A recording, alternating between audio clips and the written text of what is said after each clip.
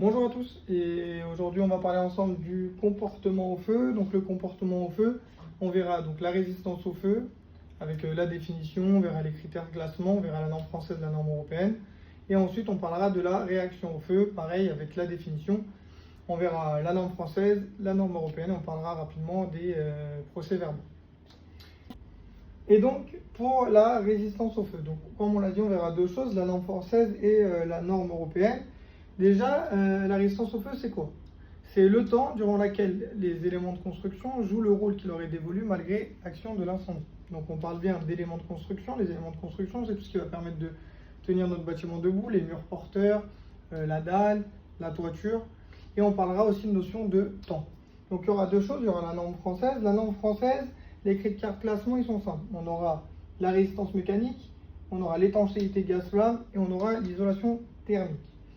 Donc ça va se dérouler comme ça. On aura stable au feu. Stable au feu, c'est uniquement la résistance mécanique. Ça veut dire combien de temps va tenir mon mur debout malgré que j'ai un incendie qui est en train d'attaquer mon mur.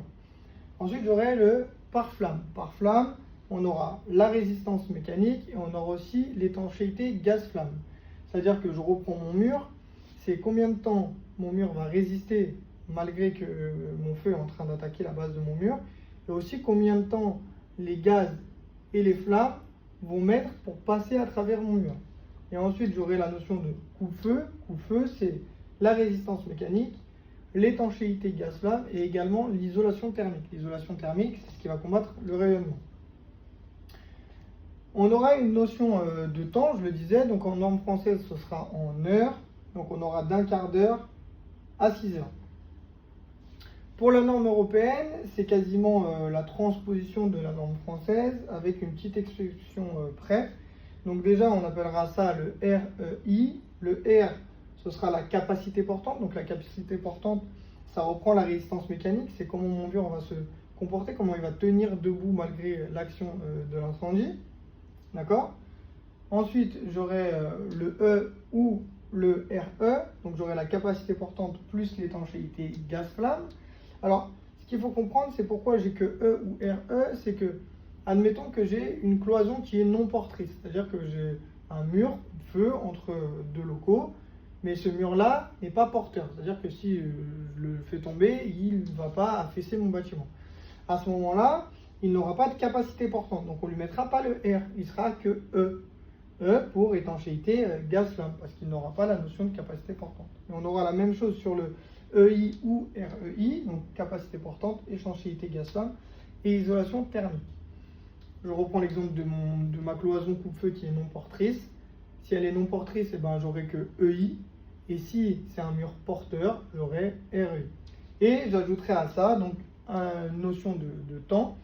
La notion de temps en norme européenne, elle sera en minutes, donc de 15 minutes à 360 minutes, et j'aurai en plus le 20 minutes qui n'existe pas en norme française. Pour refaire un schéma plus simple et plus rapide, je vais prendre l'exemple de ma cloison coupe-feu. Ma cloison coupe-feu, admettons qu'elle n'est pas porteur. J'aurai une cloison qui sera coupe-feu 2 heures en norme française et qui sera donc que EI 120 en norme européenne parce que je n'aurai pas la capacité portante. Par contre, la même chose, si j'ai la même cloison mais qui est à ce moment-là un mur porteur, elle sera toujours coupe-feu 2 heures. Et en norme européenne, elle sera REI 120. Donc voilà, on a à peu près la même chose.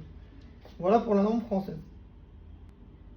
Alors on va voir ensemble maintenant la réaction au feu. La réaction au feu, c'est la façon dont les matériaux vont se comporter en tant qu'aliment au feu. Donc pareil, on va parler de notions de combustibilité et d'inflammabilité. On parlera de norme française et de norme européenne. En norme française, le classement, il fera de M0 à non classé, non testé. Donc M0, incombustible, donc incombustible ininflammable. M1, combustible ininflammable, donc combustible, il peut se consumer mais il ne dégagera pas de flamme. Ensuite, M2, difficilement inflammable. Ensuite, M3, moyennement inflammable. M4, facilement inflammable. Et NC, non classé, non testé.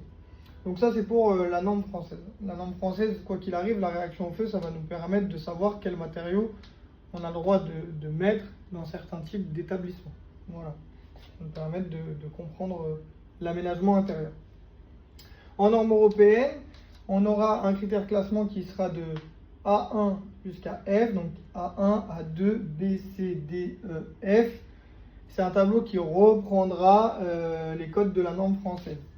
Sauf qu'on aura deux choses. On aura les matériaux et les sols. C'est deux choses qui seront différenciées. Pour les sols, on parlera de FLOR, donc de FL.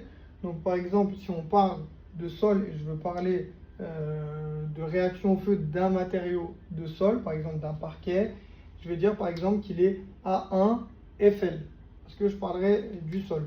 Et en plus de ça, on parlera également des fumées et des gouttelettes. Alors, les fumées smoke, donc S, S1, S2, S3. Donc S1, peu de fumée, S2, un petit peu de fumée, S3, beaucoup de fumée. Ensuite, on aura les gouttelettes. Les gouttelettes, c'est les gouttelettes et les particules enflammées. Donc, par exemple, sur un matériau, quand il va brûler, il risque par exemple de fondre. Quand c'est du plastique, quand il va fondre, il va émettre peut-être des gouttelettes. Donc, D0, peu de gouttelettes. D1, un petit peu de gouttelettes. Et D2, beaucoup de gouttelettes. Voilà. Donc, on va dire que le classement de réaction au feu en norme européenne est un petit peu plus poussé qu'en norme française. Mais quoi qu'il arrive, aujourd'hui, on s'y retrouve un petit peu avec les deux. Les critères de classement sont assez lisibles pour chacun. C'est vrai que ceux qui vont travailler là maintenant, à partir du 1er janvier, on parlera notamment que de la norme européenne, aussi bien en réaction au feu qu'en résistance au feu. Donc ce sera plus simple, mais c'est vrai que pour les anciens, on a tous appris sur la norme française avec la correspondance entre les deux. Donc c'est bien aussi de pouvoir y revenir. Je voulais parler aussi un petit peu des PV, donc les procès-verbaux.